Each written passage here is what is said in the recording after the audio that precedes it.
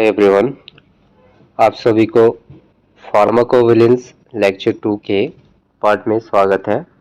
आज हम लोग डिस्कस करेंगे गुड क्लिनिकल प्रैक्टिस के बारे में, जो मेनली 10 मार्क्स में पूछा जाता है। प्रीवियस ईयर क्वेश्चन के बेसिस में अगर देखें तो ये क्वेश्चन ऐसे आता है कि explain about the good clinical practices in pharmacovigilance, यानी कि गुड क्लिनिकल प्रैक्टिसेस के बारे में बोलना है कि फार्माकोविजिलेंस में गुड क्लिनिकल प्रैक्टिस एक्चुअली है क्या।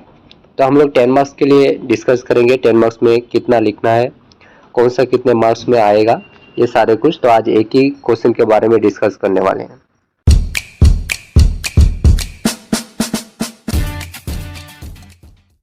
तो चलो शुरू करते हैं आज के video. First of all we discuss about the introduction. Good clinical practices is an international ethical and scientific quality standard. ये क्या है? एक इंटरनेशनल इथिकल है। इंटरनेशनल इथिकल बोले तो पूरे वर्ल्ड में एक ही जैसा रहेगा। जो भी गुड क्लिनिकल प्रैक्टिसेस हमारे यहाँ चलेंगे इंडिया में, वैसे ही पूरे ऑल ओवर द वर्ल्ड में एक ही चीज चलेगा, ठीक है। And scientific quality standard for designing, conducting, recording and reporting trials involving human subject, यानी कि ह्यूमन के ऊपर कौन सा ट्रायल्स किया जाएगा, उसको कैसे डिजाइन किया जाता है, कैसे कंडक्ट किया जाता है, कैसे रिकॉर्ड किया जाता है, उसका रिपोर्टिंग ट्रायल्स कैसे होते हैं, ये सारा कुछ एक इथिकल्स में रहते हैं, जिसको गुड क्लिनिकल प्रैक्टिस बोलते हैं, ठीक है।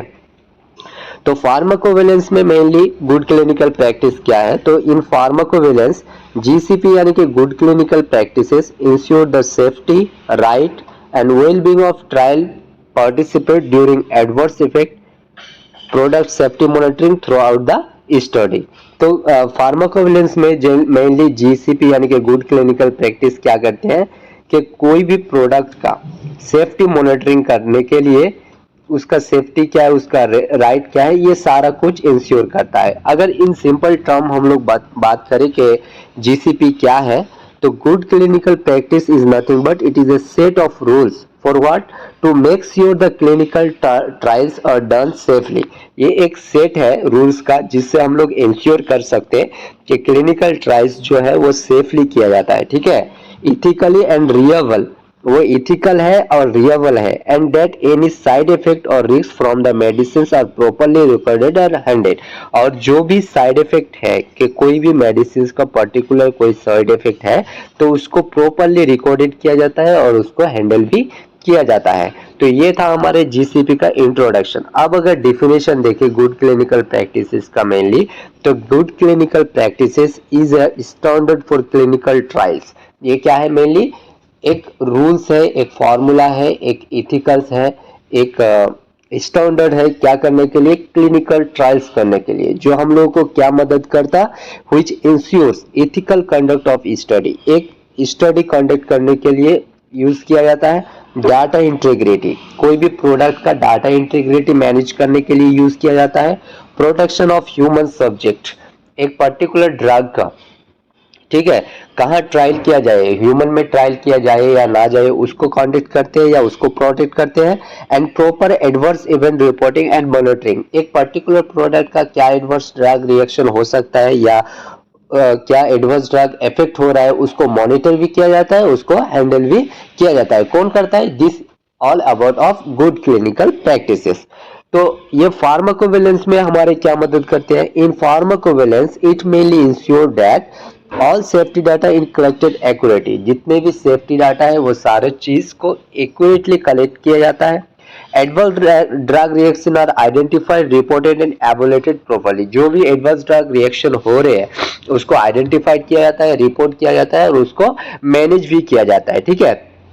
The safety of patient is prioritize during clinical trials and post marketing surveillance. जो भी दवाई हम लोग तैयार किए गुड क्लिनिकल प्रैक्टिस के थ्रू हम लोग क्या करेंगे, उसको पेशेंट के लिए वो सेफ्टी है या नहीं है उसको पहले प्रायोरिटी देंगे, फिर उसके बाद हमारे जो ऑलरेडी मार्केटेड में चले गए हैं वहां जाके कोई एडवर्स ड्रग रिएक्शन आ रहे हैं या ना नहीं आ रहे हैं, उसको भी हम लोग डिटरमाइन करते हैं। किसके through? Only this all about of GCP के थ्रू, ठीक है। अब इसका प्रिंसिपल अगर देखें फार्माकोविजिलेंस में गुड क्लिनिकल प्रैक्टिसेस का प्रिंसिपल क्या है, तो first of all protection of trial subject क्या है कि कौन सा पर्टिकुलर कौन से सब्जेक्ट को हम लोग ट्रायल कर रहे हैं, कोई ह्यूमन बीइंग को ट्रायल कर रहे हैं या कोई डिजीज पर्सन को ट्रायल कर रहे हैं या कोई हेल्थी पर्सन को ट्रायल कर रहे हैं, तो उसको पहले प्रोटेक्शन करना, जो हमारे दवाई ट्रायल करने जाएंगे उसमें कितना इफेक्ट हो सकता है नहीं हो सकता है ये पहले डिटरमाइन करना है। तो the right safety and wellbeing of trial participant must be safeguarded. तो पहले हम लोग को क्या करना है कि जो भी पार्टिसिपेंट ट्रायल पार्टिसिपेंट है वो हमारे सही है या नहीं है, उसको कोई नुकसान तो नहीं पहुंचेंगे, पहले हमको उसको ध्यान में रखना है। Second one, inform consent should be obtain, inform consent should be obtain. Third one, participant must be inform of any possible risk, अगर कोई पॉसिबल रिस्क है तो पार्टिसिपेंट को पहले क्या करना है, इन्फॉर्म करना है। The second one is ethical conduct, ethical conduct में हम लोग क्या करेंगे, trial should be comply with ethical principle outline in the declaration of health concern and national regulation requirement, यानी कि दो रूल्स है, एक हेल्थ की rules and national regulatory requirement, ये दो के बेसिस में हम लोगों को कंप्लेन करना है कि वो ट्रायल जो है वो इथिकल है या नहीं है। तीसरा थर्ड नंबर है साइंटिफिक इंटीग्रिटी, जो भी हम लोग ट्रायल करने जा रहे हैं उसका data must be credible and accurate होना चाहिए। Trial conduct should flow scientifically and sound protocol, और जो ट्रायल है उसको क्या करना है, साइंटिफिकली करना है और उसमें साउंड प्रोटोकॉल होना चाहिए।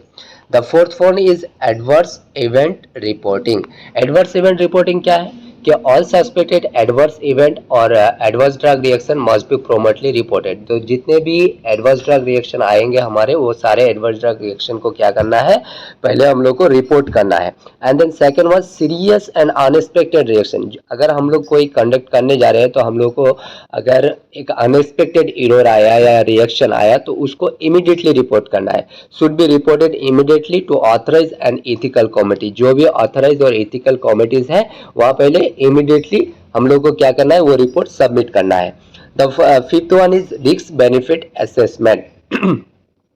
Continuously assessment of the risks and benefit of the investigation product is essential। तो continuously assessment करना है कि कोई भी रिस्क हो रहा है या नहीं है और उस रिस्क से हमारे क्या बेनिफिट हो सकता है उसको भी इन्वेस्टिगेशन करना है। The sixth one is documentation. अब जो भी ट्रायल्स हम लोग कर रहे हैं इसमें क्या ऑल डॉक्यूमेंटेशन हम लोग को रखना है, ठीक है। एडवांस ड्रग रिपोर्ट सारे सबमिट करना है। तो accurately documentation of every aspect of trial including safety data and advance drug report. तो जितने भी हमारे एक्सपेक्ट्स आ रहे हैं ट्रायल के दौरान, उसमें चाहे सेफ्टी डाटा का हो या कोई एडवर्स ड्रग रिएक्शन का हो, वो सारा कुछ हम लोग को डॉक्यूमेंटेट करके रखना है, ठीक है। Essential documentation should be maintain to enable evolution of the conduct of the trial and quality of the data.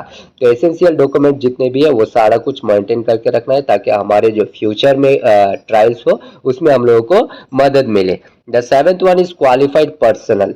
तो जीसीपी यानी कि गुड क्लिनिकल प्रैक्टिस जब ट्रायल्स के दौरान हम लोग यूज करते हैं तो उसको मेंटेन करने के लिए एक पहले हम लोगों को ट्रेन्ड या क्वालिफाइड स्टाफ चाहिए। तो all the staff that are involve in the clinical trials and pharmacovigilance must be educated, trained and qualified. तो जितने भी पर्सन हमारे स्टाफ रहेंगे उन लोगों को मस्ट बी एडुकेटेड होना चाहिए और ट्रेंड होना चाहिए, ठीक है।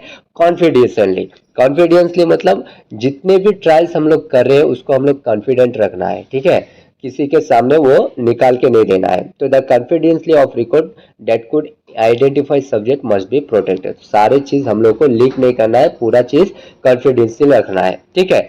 अब responsibility in GCP for pharmacovigilance यानी कि गुड क्लिनिकल प्रैक्टिसेस में क्या क्या रेस्पॉन्सिबिलिटी है, तो ये इतना इंपॉर्टेंट नहीं है, बट अगर 10 मार्क्स के लिए पूछा जाता है तो ये हमको लिखना है, ठीक है। फर्स्ट है sponsor responsibility and second one है इन्वेस्टिगेटर रिस्पॉन्सिबिलिटी। स्पॉन्सर रिस्पॉन्सिबिलिटी में क्या आता है कि monitor and manage the pharmacovigilance activities. जितने भी फार्माकोविजिलेंस एक्टिविटीज है उसको मॉनिटर भी करना है, मैनेज भी करना है। सेकंड वन है ensure timely reporting of serious adverse effect. जितने भी सीरियस एडवर्स इफेक्ट आ रहे हैं उसको टाइमली इंश्योर करना है। Submit periodic safety update report. Periodic safety update report को पीरियोडिकली यानी कि वीकली हो या मंथली हो हम लोगों को क्या करना है, सबमिट करना है। इन्वेस्टिगेटर रेस्पॉन्सिबिलिटीज में क्या है, तो record and report adverse event. जितने भी एडवर्स ड्रग रिएक्शन हो रहा है उसको रिकॉर्ड करना है और रिपोर्ट करना है। Inform participant of risk. Participant को जब कर रहे हैं ट्रायल के लिए तो उसमें अगर कोई रिस्क है तो पहले ही हम लोग को पार्टिसिपेंट को बता देना चाहिए, ठीक है। Third one is obtain inform consent and fourth one is ensure protocol complain. हम लोग जितने भी कंप्लेंट कर रहे हैं उसको इंश्योर करना है सारे नियम के अनुसार, ठीक है, प्रोटोकॉल होना चाहिए उसमें। The third responsibility is ethical committees responsibility, ठीक है। इथिकल कमिटी रिस्पॉन्सिबिलिटी क्या है? इथिकल कमिटी क्या करेगा?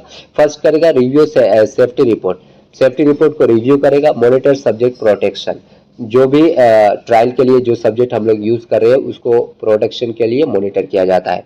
Approval trial protocol and amendment, जो भी हम लोग ट्रायल करने जा रहे हैं वो ट्रायल के बेसिस में जितने भी रिक्वायरमेंट है उस रिक्वायरमेंट को अप्रूव करना किसका जिम्मेदारी है? एथिकल कमिटीज का। Regulatory authorities responsibility, regulatory authority का क्या भूमिका है इसमें? Review and evaluate safety data, ये भी क्या करेगा? सेफ्टी डाटा को रिव्यू एंड एवोलेट करेगा। इम्पोज रेस्ट्रिक्शन इफ नेसेसरी, अगर कोई नेसेसरी हुआ तो रेस्ट्रिक्शन कर सकता है ट्रायल के दरमियान भी, ठीक है। इंश्योर पब्लिक हेल्थ प्रोटेक्शन, और पब्लिक हेल्थ में कोई भी इफेक्ट ना हो उसको भी कौन ध्यान में रखेगा? रेगुलेटरी अथॉरिटीज, ठीक है। अब इंपॉर्टेंस क्या है जीसीपी को फार्माकोविजिलेंस में? तो फर्स्ट है protect patient right and safety. हमेशा हम लोग को जब भी क्लिनिकल ट्रायल्स देने जा रहे हैं या क्लिनिकल ट्रायल्स करने जा रहे हैं तो जो सब्जेक्ट हम लोग रखे हैं जिसके ऊपर हम लोग क्लिनिकल ट्रायल्स करेंगे सबसे ज्यादा प्रायोरिटी हम लोग उसको ही देते हैं, ठीक है। तो सेकंड वन है ensure ethical and scientific integrity. अब जो ट्रायल्स हम लोग कर रहे हैं वो ट्रायल्स में साइंटिफिक प्रूफ है या नहीं है, साइंटिफिकली पहले उसको ऑब्जर्व किया गया है या नहीं गया है, उसको इंश्योर करना है। Facility timely detection of adverse drug reaction, जितने भी एडवर्स ड्रग रिएक्शन का है वो सारे टाइम टू टाइम हम लोग को डिटेक्ट करना है और उसको मेंटेन भी करना है, ठीक है। Maintain reliable safety data for regulatory submission, regulatory submission के लिए सेफ्टी डाटा को मेंटेन करना है। Reduce legal and regulatory risk, जितने भी रिस्क होगा रिस्क को हम लोगों को मिनिमाइज करना है ताकि बहुत कम रिस्क हो। Enhance public trust in new medicine, और न्यू मेडिसिन में पब्लिक का ट्रस्ट को एनहेंस करना है। तो ये सारा था हमारे जीसीपी यानी कि गुड क्लिनिकल प्रैक्टिसेस के बारे में। फार्माकोविजिलेंस में मेनली 10 मार्क्स के लिए जो भी पूछा जाएगा हम लोग इतना ही लिखेंगे, ठीक है। अगर वीडियो आपको अच्छा लगे तो लाइक करें, सब्सक्राइब करें और कमेंट करना ना भूलें। अगले वीडियो में इसके थर्ड लेक्चर को लेके आऊंगा फार्माकोविजिलेंस का, उसमें अगर आपको पर्टिकुलर कोई नोट्स चाहिए तो आप कमेंट में बता सकते हैं। और ये सारे नोट्स मेरे पास है, तो आप लोगों को अगर वो नोट्स चाहिए तो मेरे डिस्क्रिप्शन बॉक्स में मेरा व्हाट्सएप नंबर दिया जाएगा, वहां से मुझे मैसेज करना है और मैसेज करके लेक्चर का नाम बताना है कि लेक्चर 1 चाहिए, लेक्चर 2 चाहिए या लेक्चर 3 चाहिए।